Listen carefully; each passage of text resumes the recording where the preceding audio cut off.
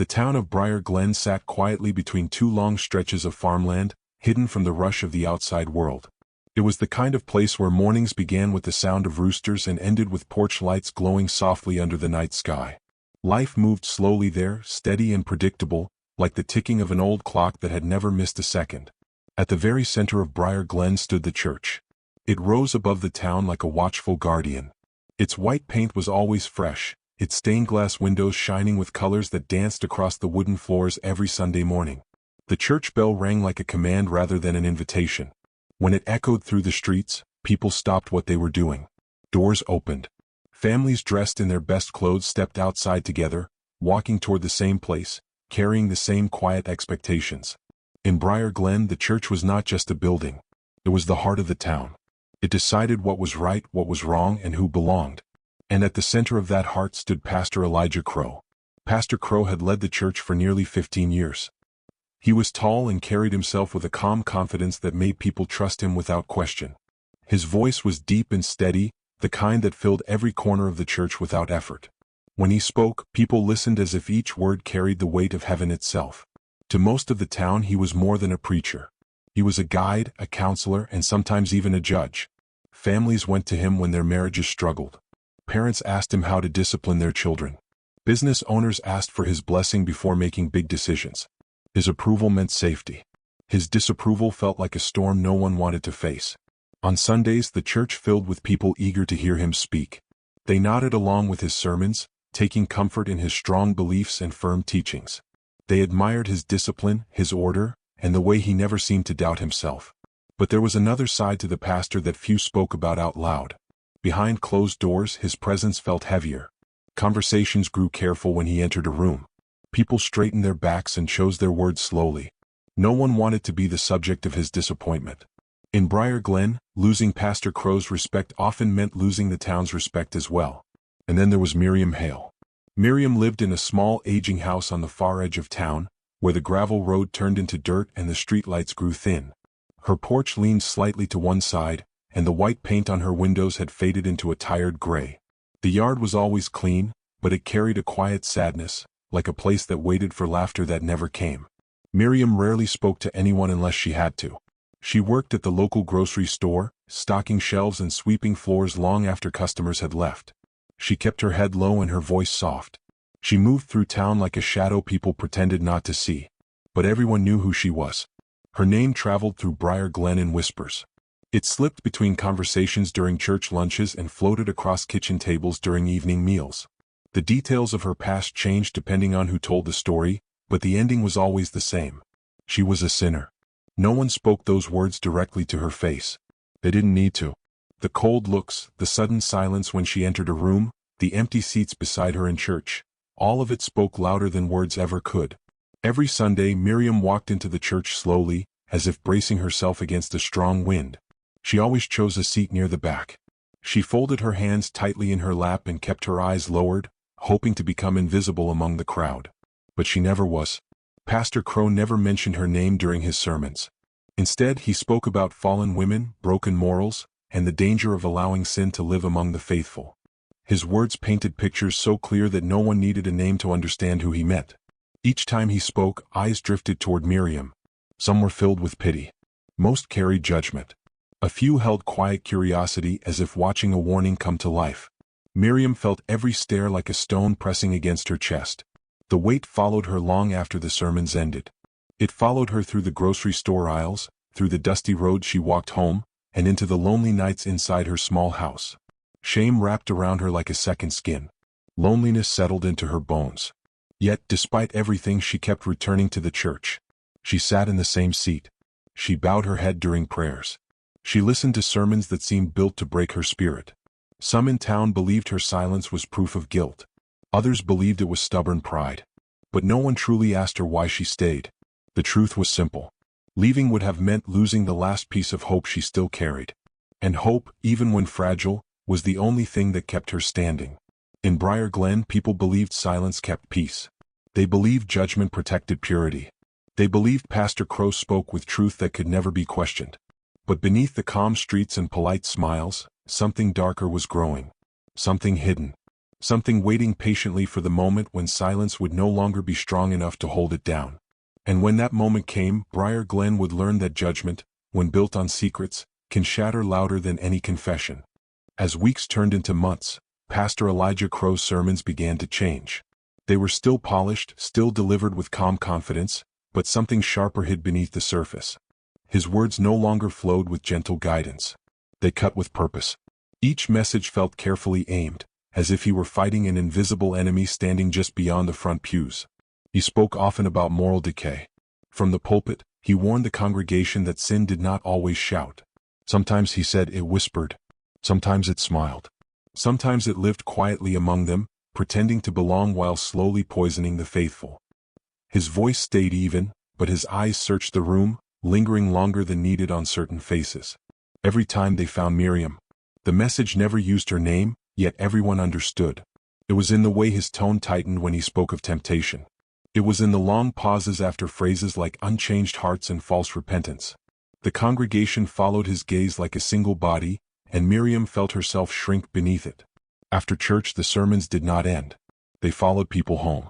In Bible study groups, his teachings were repeated word for word. Members spoke about the danger of being too forgiving, of allowing weakness to spread. They nodded together, proud of their firmness, unaware of how easily firmness became cruelty. In private counseling sessions, Pastor Crow's advice leaned heavily on control. He spoke of discipline, of separation from those who refused to change. People left his office feeling corrected, even relieved, believing they had done the right thing by drawing lines where he told them to draw them. Soon the town mirrored him. At the grocery store, conversation stopped when Miriam walked by. People glanced at her and then away, as if eye contact itself might invite corruption. In church, seats around her remained empty, even on crowded Sundays. At community events, she stood alone while others clustered together, their laughter stopping short when she came too close.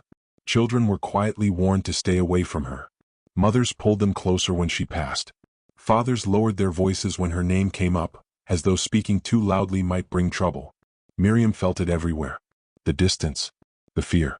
The silent agreement that she was not one of them. And Pastor Crow watched. From his place at the front of the church, he saw the way the town obeyed him without question. He saw how quickly his words shaped their behavior. Each act of exclusion felt like proof that his authority was strong, that order was being restored. But beneath that control lived something restless. His anger grew louder with each sermon. What once sounded like concern now carried frustration. He spoke more often, more forcefully, about obedience, about removing what threatened purity, about standing firm no matter how uncomfortable it became. At times, his intensity startled even those closest to him. People noticed how his patience had thinned, how questions were no longer welcomed but shut down. When someone suggested mercy, his response was quick and cold. Mercy, he said, must never excuse sin. Yet in moments when no one else watched, cracks appeared. Late at night, the church lights burned longer than usual. Pastor Crow paced his office alone, hands clasped tightly behind his back. His sermon sat unfinished on his desk, words crossed out and rewritten again and again. He checked the lock on his door more than once. He flinched at unexpected sounds. His calm face, so confident in public, sometimes twisted into something strained and fearful when he thought no one could see him. There were things he avoided. Certain conversations ended too quickly. Certain memories were pushed aside before they could fully surface. When someone spoke of the past, of old events or former church members, his shoulders stiffened and his voice grew sharp, steering the discussion elsewhere. Still, every Sunday he returned to the pulpit with renewed fire. His sermons became longer, harsher, more urgent. He spoke as if time were running out. To the town, his intensity felt like strength. People praised his boldness. They said he was protecting them, guarding their faith against corruption. They trusted him more deeply because of it. To Miriam it felt like a tightening rope. Each sermon chipped away at what little peace she had left. She began to dread Sundays, yet she never missed one. She sat quietly, enduring each word, unsure whether she was being punished for something she had already paid for or something she would never escape. And still she said nothing. Pastor Crow believed silence meant victory. He believed fear kept order. He believed his mission was righteous.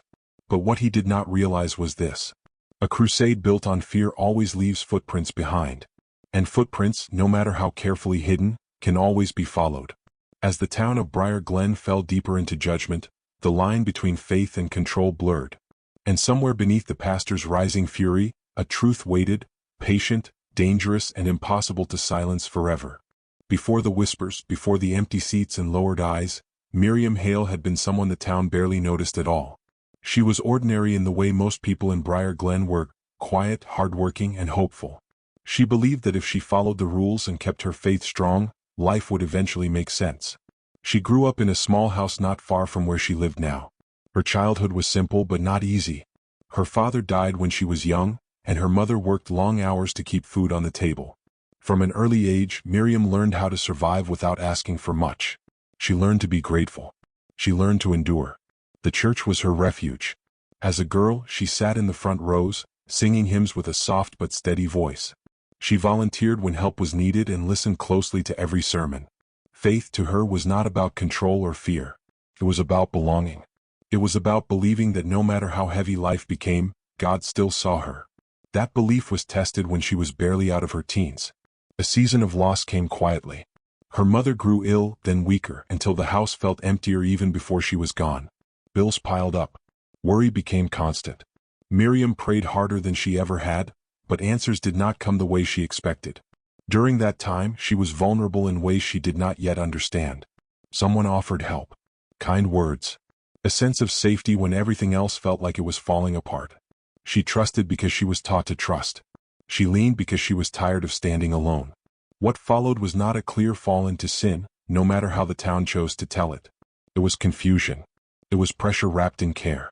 It was a moment where saying no felt impossible and saying yes felt like survival. When it was over, Miriam was left carrying something she never asked for, shame that did not belong to her, but settled into her life all the same. The town never heard that part. They heard only the ending. The part that fit neatly into their warnings and sermons. They heard what made judgment easy. When the truth surfaced, it did not come with understanding. It came with gasps, whispers, and turned backs. Friends she had known since childhood stopped calling. Women she once prayed beside avoided her eyes. Miriam went to the church seeking help. She sat in the same building where she had once felt safe and spoke the truth as best she could. She asked for guidance. For forgiveness, even though she did not fully believe she was guilty of what they accused her of. The response was cold. She was told she had made choices. That temptation had won. That repentance meant accepting consequences without complaint. The words sounded holy, but they carried no comfort. From that moment on, her life in Briar Glen changed. The church that once felt like home became a place of quiet punishment. Each sermon felt personal. Each prayer felt distant. She returned week after week, hoping that humility and patience would soften hearts. They didn't. Her faith cracked, but it did not disappear. Some nights she cried until her chest ached, asking God why she felt so alone. Other nights she sat in silence, unsure whether anyone was listening at all. Still she stayed. She took the job at the grocery store because it was honest work. She paid her bills. She kept her house clean. She avoided conflict and never defended herself, not because she lacked words, but because she knew no one wanted to hear them. The town mistook her quiet for guilt. But inside, something stronger lived. Miriam refused to let bitterness take her completely. She did not spread rumors in return. She did not lash out. She chose dignity even when it cost her comfort. She chose stillness, even when anger burned beneath it. Leaving Briar Glen would have been easier. Many nights she considered it. But running felt like surrendering her truth to people who never earned it. So she stayed where her story had been rewritten without her permission. Each day she carried the weight of being defined by a single moment.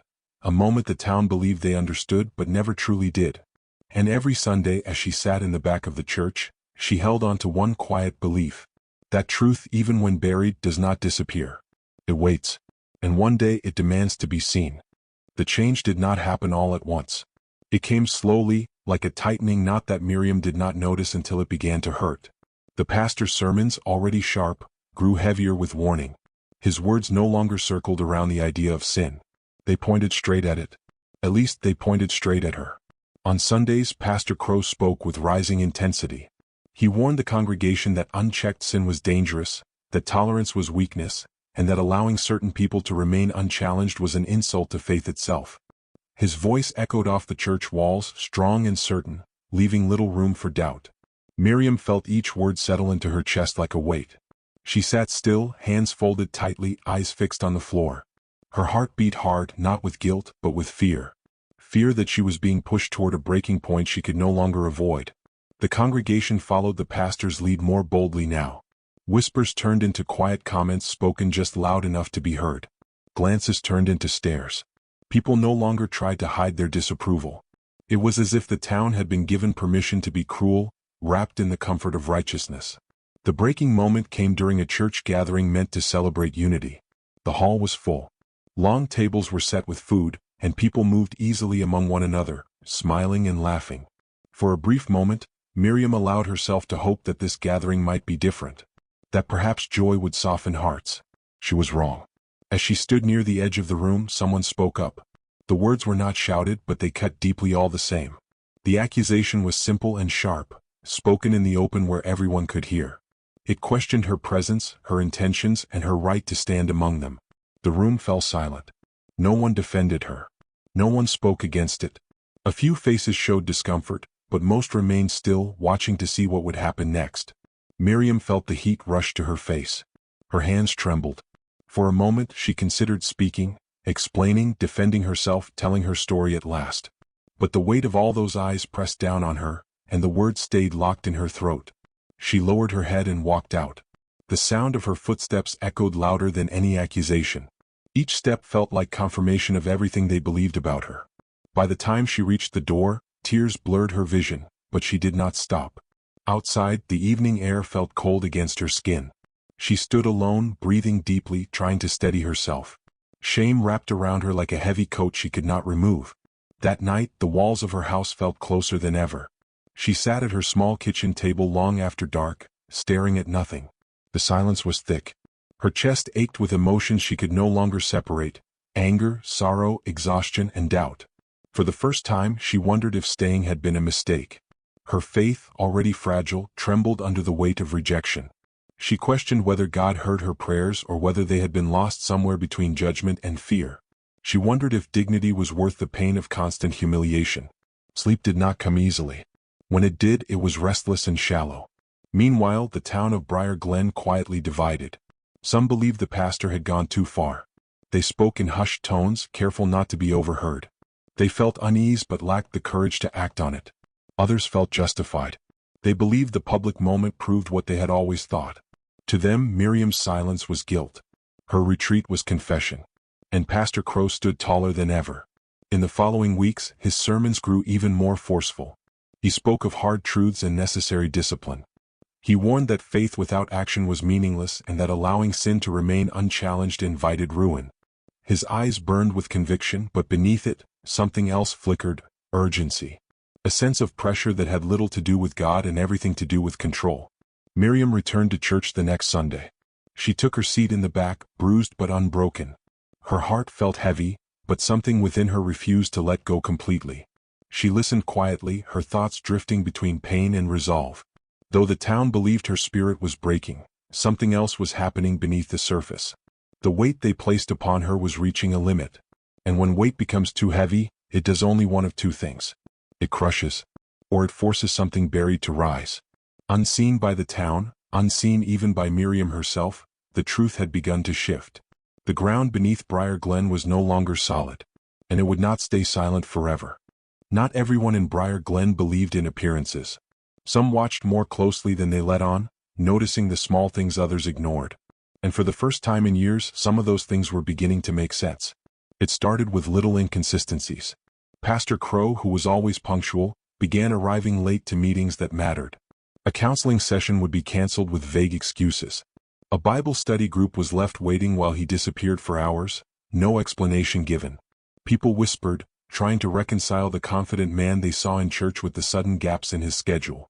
But the town was loyal. Loyalty often outweighed curiosity. Then came the subtle defensiveness. Questions asked in passing, about the church, about old members, about past events, suddenly seemed dangerous. When someone mentioned a story from years ago, the pastor's jaw tightened. He smiled, but it was a flash, a mask.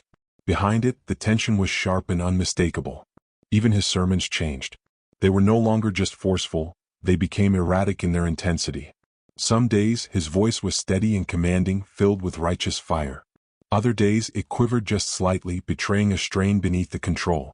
Words were repeated unnecessarily, phrases lingered longer than they needed to, and warnings sounded almost desperate, as if he were trying to convince not only the congregation but himself. One woman in the town noticed it first. Eliza Thompson had been close to the church for decades, knew its walls, its creaks, its secrets. She noticed the strange patterns, the private meetings, the late-night lights in the office, the sudden disappearances. She began asking questions quietly, tracing events, comparing memories, trying to make sense of the growing unease she felt. At first she thought she might be imagining things. But soon the evidence added up. Pastor Crow's control, once absolute, was slipping. He felt it too. In his office late at night, he moved quickly, almost frantically. Papers were shuffled, drawers locked and unlocked repeatedly. Doors were checked again. Every noise made him flinch. Every unexpected knock felt like a warning. In his quiet moments, when no one was around to see him, he replayed past events in his mind, the moments he thought were buried forever. He feared discovery. He feared that the carefully constructed world of morality and judgment he had built would crumble under the weight of the truth. It was a fear he could not share. A fear he could not confess. And the more he tried to contain it, the more it seeped out through his actions. In church, his sermons began to show the cracks. The messages were longer, harsher, and more frequent. He spoke of vigilance, of the dangers of hidden sin, of the necessity of obedience. But something about them felt off. The congregation began to sense a shift, a subtle difference between conviction and desperation. Some nodded, reassured. Others frowned, uncomfortable with the intensity that had begun to feel personal rather than spiritual. Meanwhile, Miriam watched from her usual spot in the back pew. She noticed it too, though she didn't fully understand why. There was tension in his movements, a tightness around his eyes that hadn't been there before. The sermons felt sharper than ever, but the fury beneath them seemed unstable. It was almost as if he were trying to cover something up, and the cover was thinning. Behind the pulpit, Pastor Crow's anxiety grew. Every glance from the congregation felt heavier. Every whisper, every sideways look, every small question about the past became a threat. The fortress of control he had built was weakening, and he knew it. He had always been strong in public, untouchable in faith and authority, but private fear had begun to corrode him. And as his desperation mounted, so did his aggression. Words that once guided now demanded. Warnings became threats. His sermons became tests of loyalty, reminders of the consequences of disobedience. Anyone who dared question even gently felt the weight of his gaze, the subtle cutting of his words, the invisible pressure to bend to his will. But the cracks were visible now to those who knew how to look. Eliza and a few others noticed patterns, small inconsistencies and unanswered questions. They began connecting dots, seeing a picture that no one else dared imagine. The man who condemned others for hidden sins might be hiding his own. The first seeds of doubt began to take root. Briar Glen, long a town built on obedience and silence, had begun to stir. And the foundation of the pastor's authority, once thought unshakable, was no longer certain. For the first time in decades, someone within the church began to sense that the shepherd might not be guiding the flock. That the man they trusted most could himself be vulnerable. And that vulnerability, once exposed, could shake the town to its core. Pastor Crow's sermons continued, louder, sharper, more insistent. Every word he spoke, every warning he issued, carried the tension of a man aware that the walls around him were crumbling. His fear and desperation laced his voice, even as he tried to hide it. The people in the pews could feel it if they noticed, and those who did began to pay closer attention. Beneath the fire of his sermons, the first whispers of doubt had begun. And once doubt takes root, it rarely stays quiet for long. The first cracks in Pastor Crow's image were only the beginning. The town could feel the tension even if they didn't understand it yet. But for Miriam and a few quietly observant townspeople, something more dangerous was emerging. A hidden truth, small and fragile at first, but unstoppable once set in motion. It started with a misplaced document. A file left out in a way that seemed accidental. Someone stumbled across it while helping in the church office. An envelope, yellowed with age, with handwriting that was familiar yet alarming. The contents hinted at something more than mere oversight. There were letters, notes, small confessions that spoke of actions, of choices, of moments that directly contradicted the teachings he so fiercely preached from the pulpit. Each new discovery was like turning a match to tinder. One whispered story led to another, pieces slowly assembling into a picture too difficult to ignore. And everywhere the whispers spread, they were drowned by silence. People were afraid to speak openly. They weren't sure what to do with the truth, but they could feel its presence pressing against the town like a storm on the horizon. The secret itself was worse than anyone imagined. The very sins he had condemned Miriam for, those moments the town had declared unforgivable, paled in comparison to his own hidden actions. He had used his authority to manipulate situations, to silence others who could have revealed him, to bend morality to protect himself. The hypocrisy was staggering, almost unbearable. Miriam, of course, had no idea at first that she held part of this puzzle herself. A memory she had long tried to bury began resurfacing.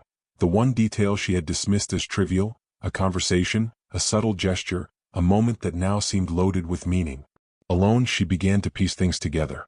Something about her past, the very accusations that had haunted her, connected to a truth she had never realized she possessed. It was slow work. Every night, she sat in her dimly lit kitchen, notebook in hand, writing down fragments of memory and stories she had heard.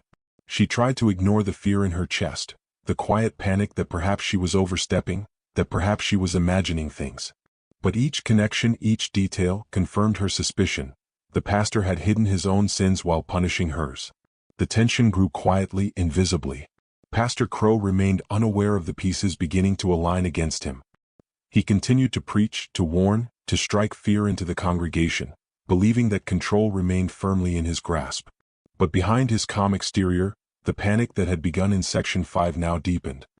He moved faster, checked locks more often, scrutinized every face that questioned too much or lingered too long in his presence.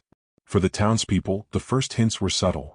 A hurried glance that lingered too long, a frown when questions were asked, a sudden absence that could not be explained. But for those paying attention it was enough.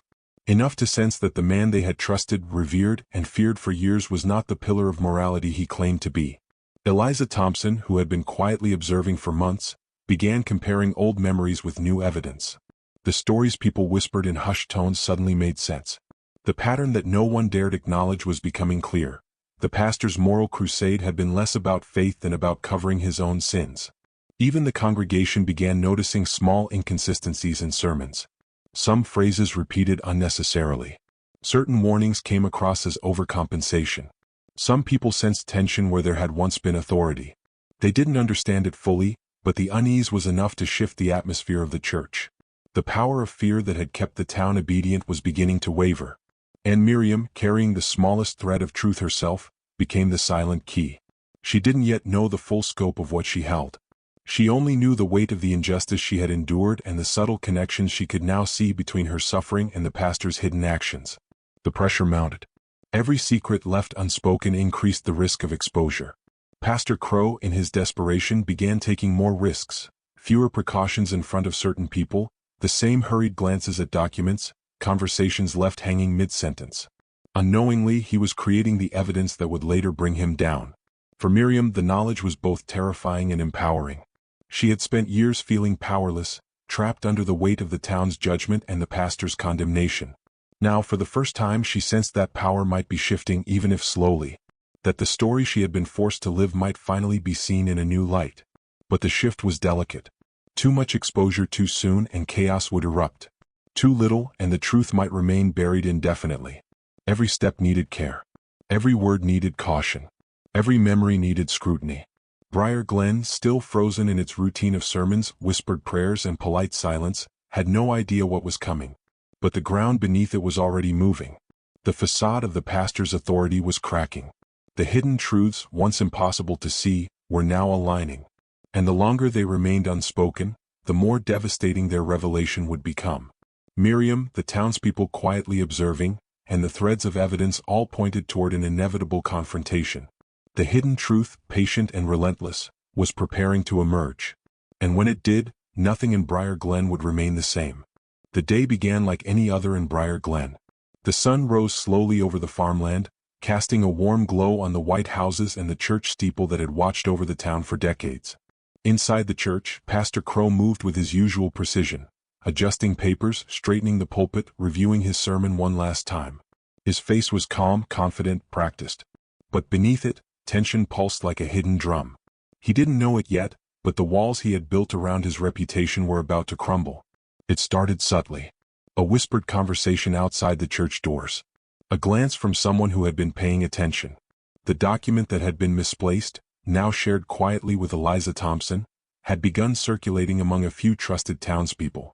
Pieces of his secret, carefully hidden for years, were no longer contained. The pastor had created a house of cards, and all it needed was a small gust to bring it down. The congregation arrived as usual, filling the pews with polite smiles and eager anticipation.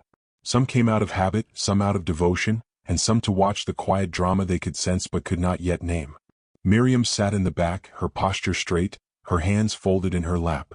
She had felt the first tremors of truth in the past weeks, and now she waited, not knowing exactly what was about to unfold, but aware that the balance of power was shifting.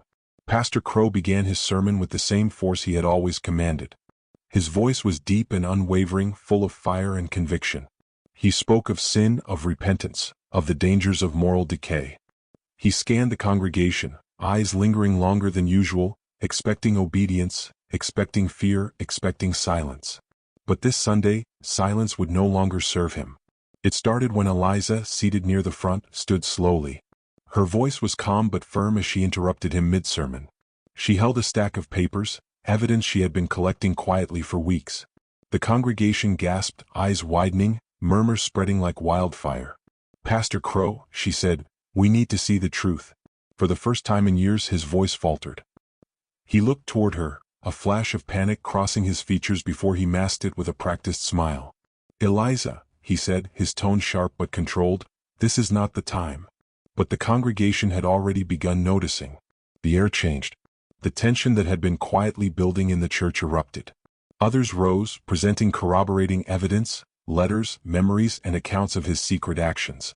The pastor's careful facade began to crumble as each new piece of truth surfaced, exposing the hypocrisy he had hidden behind pulpit and sermon for decades.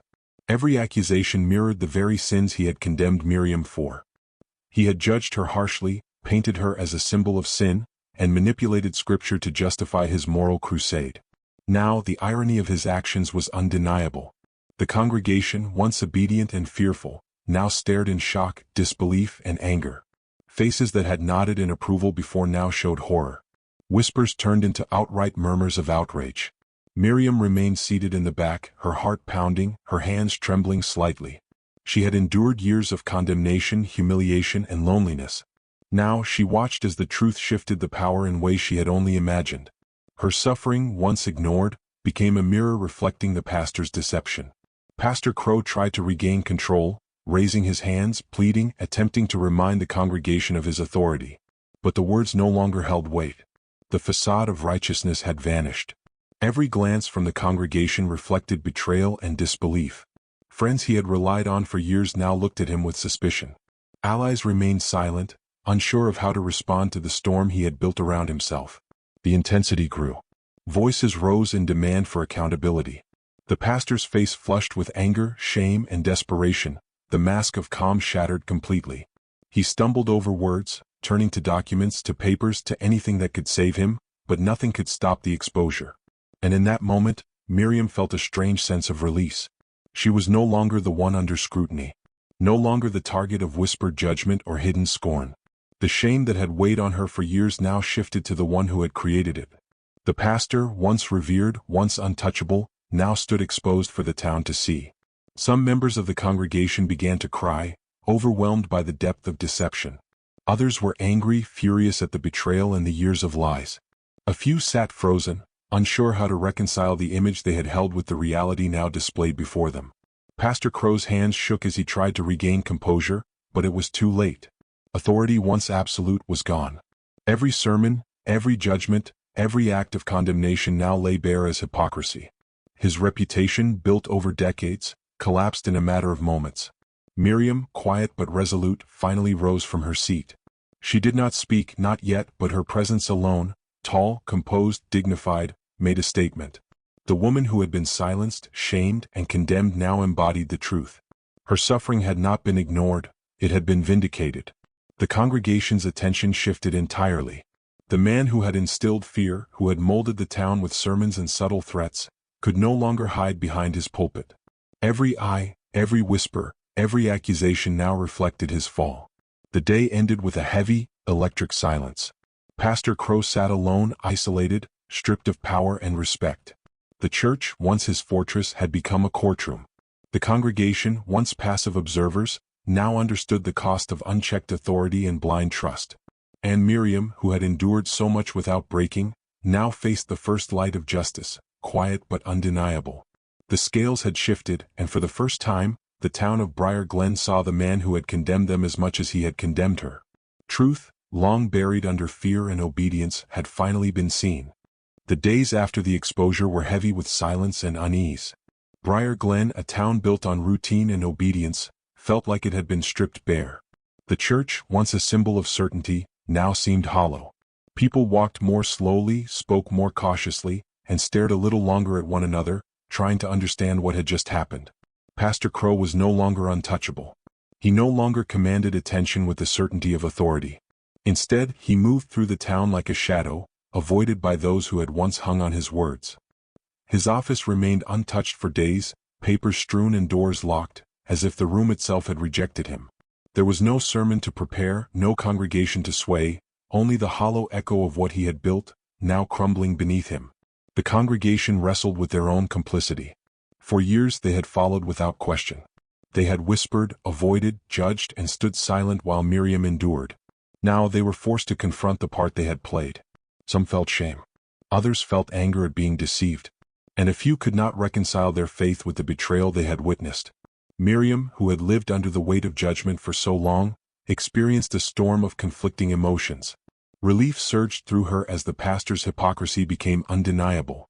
Anger bubbled beneath the surface, anger at the town, at the years of gossip and exclusion, at the false sermons that had nearly broken her. Grief lingered too, a quiet ache for the innocence she had lost and the life she had imagined before the town's whispers had defined her. She spent hours reflecting in her small house, the walls feeling both protective and confining. Her faith, shaken for years, had not vanished. But it was no longer tied to fear or obedience. She realized now that faith could coexist with anger, with doubt, with the pursuit of truth. She could believe without submitting blindly.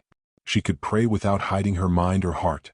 The town began to heal, but the process was slow. Some congregants returned to the church, uncertain but willing to rebuild.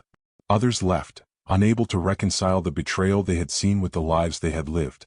Families who had once judged Miriam now approached her cautiously, apologies on their lips but unable to bridge the gap entirely. For Pastor Crow, the consequences were harsh. He faced the loss of his position, his authority, and the trust of everyone he had led. His reputation, once carefully curated over decades, lay in pieces. Attempts at explanation, at defending his actions, fell flat. The church doors no longer opened to him as a leader, and even his closest allies struggled to find words to offer support. He had built his power on fear and secrecy, and now both had been stripped away. Miriam, meanwhile, became a quiet symbol of resilience. People who had previously whispered about her sins now whispered about her courage. They marveled at how she had endured, at how she had remained dignified when so many had turned their backs. She did not seek vengeance, but she did not forget either. The town learned a hard lesson, that judgment without compassion destroys both the judged and the judge. And yet the scars remained. The town of Briar Glen had been shaken to its core. People had seen the fragility of authority and the danger of blind obedience. They had witnessed the cost of hypocrisy and the power of silence. Conversations now included questions, doubts, and careful reflection where once there had been certainty.